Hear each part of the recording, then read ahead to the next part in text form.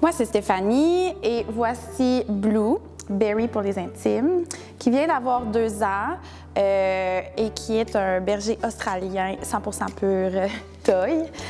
Selon l'élevage, on l'a pris, qui avec le recul, je qualifierais beaucoup plus d'usine à chien. Puis je pense que c'est la plus grosse erreur qu'on a faite d'ailleurs, d'encourager un élevage comme ça, bien que je ne remplacerai pas Blue pour rien au monde, mais voilà. J'ai déjà eu un chien par le passé que j'avais eu quand j'avais comme 10 ans, donc dans la maison familiale, avec mes parents.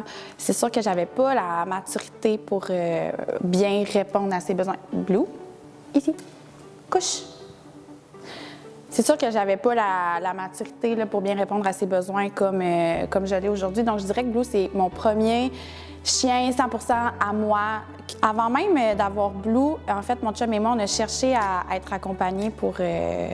juste pour avoir des bonnes fondations, un peu savoir quoi faire, avoir des bonnes bases. Mais les problèmes de comportement sont arrivés plus vers les 5 mois, en fait, des problèmes de réactivité qu'on a rencontrés, puis qui ont vraiment dégénéré. Là, au début, c'était les chiens, en fait. Puis Blue, plus jeune, il jouait avec les chiens, il tolérait les chiens, tout était beau. Puis on dirait que du jour au lendemain, full réactif. Après ça, ça a été les autos. Berry, ici, couche.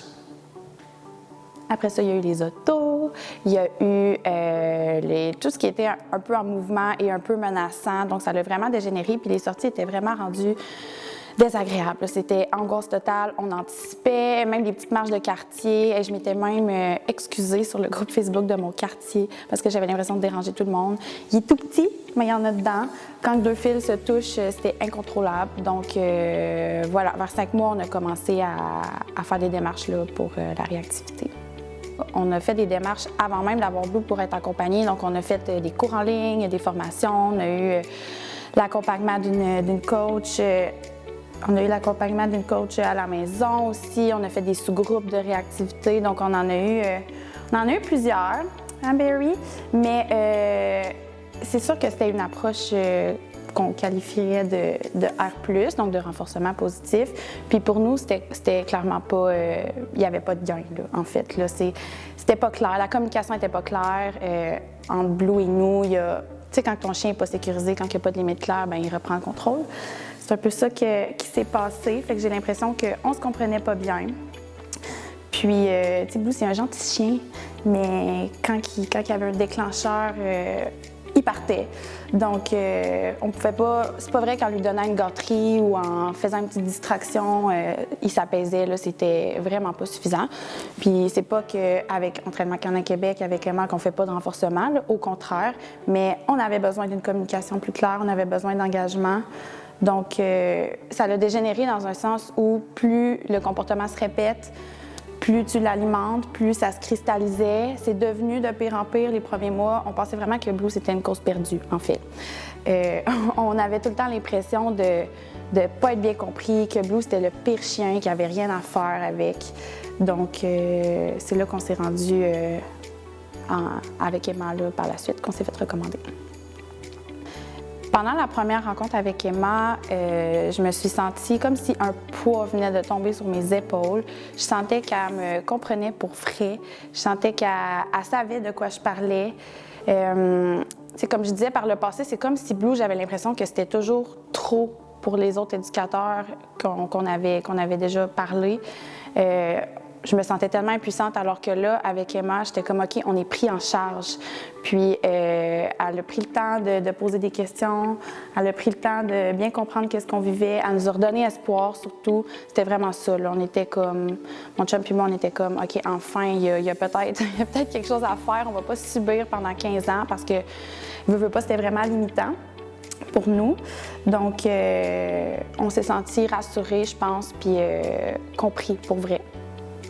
Qu'est-ce qui nous a poussé à continuer avec Emma, mon chum et moi? Bien évidemment, il y a eu des gains, donc c'est sûr que ça aide. Puis aussi, l'approche était vraiment différente que qu'est-ce qu'on avait vécu par le passé. Je parlais tantôt de renforcement positif. C'est ça, on avait besoin de mettre d'autres choses en place. On avait besoin de travailler notre communication. On avait besoin d'un cadre pour la bête. Puis, c'est ça, on on a eu à sortir de notre zone de confort, en fait, mais n'est-ce pas ça, le changement, que de sortir de sa zone de confort? Donc, c'est ça qu'on aimait. On avait l'impression de travailler pour vrai. On avait l'impression que c'était pas juste une liste de recommandations je savais que le client d'après à Emma, c'était pas la même chose du tout. Le plan était adapté à ce qu'on avait besoin. Puis, c'est ça, c'était concret. Puis aussi, quand j'ai connu Emma, en fait, le suivi s'est pas fait du jour au lendemain, là. Il y a eu quand même, je me suis informée avant, j'avais écouté les témoignages. Quand j'ai écouté les témoignages des autres, je me reconnaissais tellement. J'étais comme, OK, je suis pas la seule. Blue, il est pas le pire cas du monde. Il y en avait des pires que moi. Puis je voyais que les histoires pouvaient bien se finir aussi. Donc, ça me redonnait espoir, puis je me visualisais au moment où ça allait être mon tour de faire un témoignage. Et là, me voici, me voilà, mesdames et messieurs.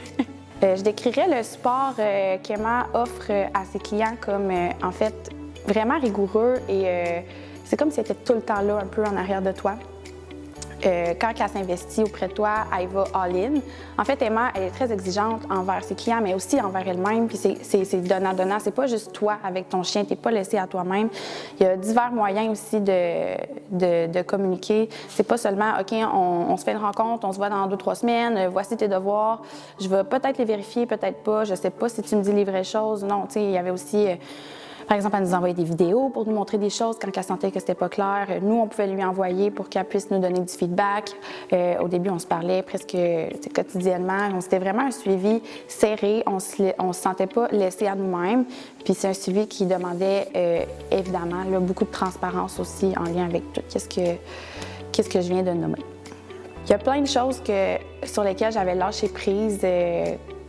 Avec Blue, là, avant de commencer le travail avec Emma. Comme je disais tout à l'heure, je pensais que c'était vraiment une cause perdue. Je pensais qu'il n'y avait rien à faire avec toi.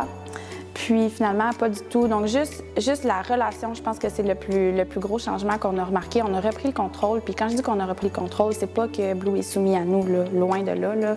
Vraiment pas. C'est juste qu'il se sent en sécurité avec nous. Il sent qu'on le prend en charge. Puis ça, c'est rassurant pour lui.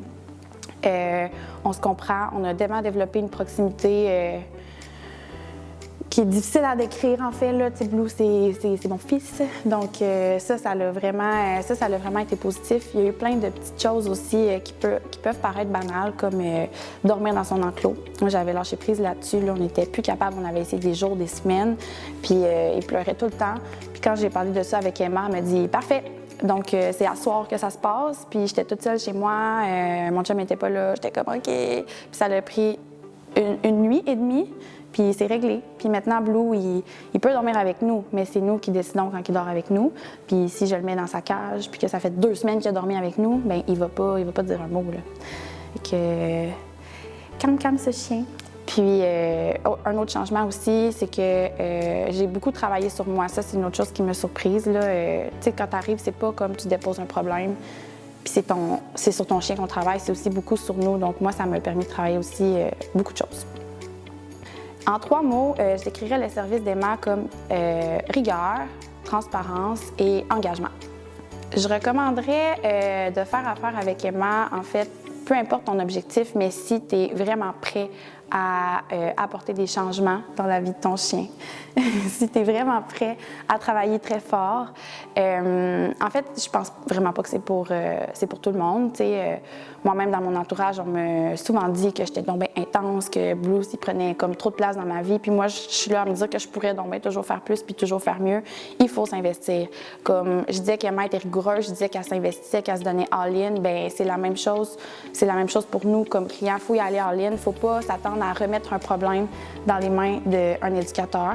Il faut comme faire partie de ce processus-là. Il faut s'attendre à y être aussi engagé, à être l'acteur principal de ton suivi. Il faut être honnête dans cette relation-là.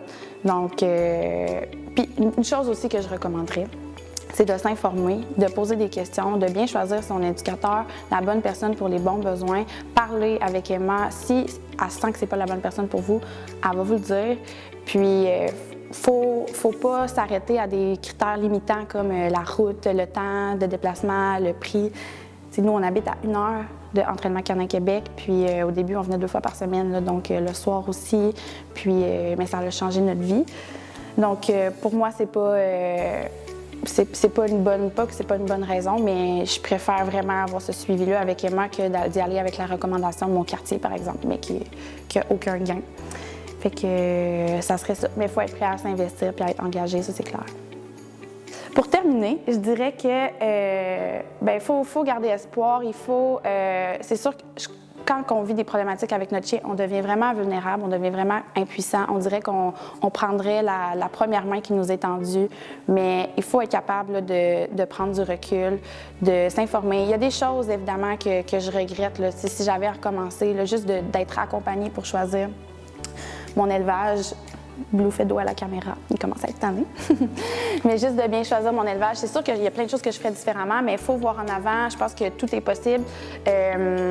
Mes objectifs ont évolué avec le temps. Aussi, il y a des petits deuils que j'ai faits. Blue ne sera jamais l'ami des chiens, mais je suis capable d'être dans un environnement avec des chiens parce que je sais quoi mettre comme moyen, je sais quels outils utiliser, je me sens en confiance. Puis c'est ça, en fait. Puis c'est pas vrai qu'un bon chien, c'est un chien qui est...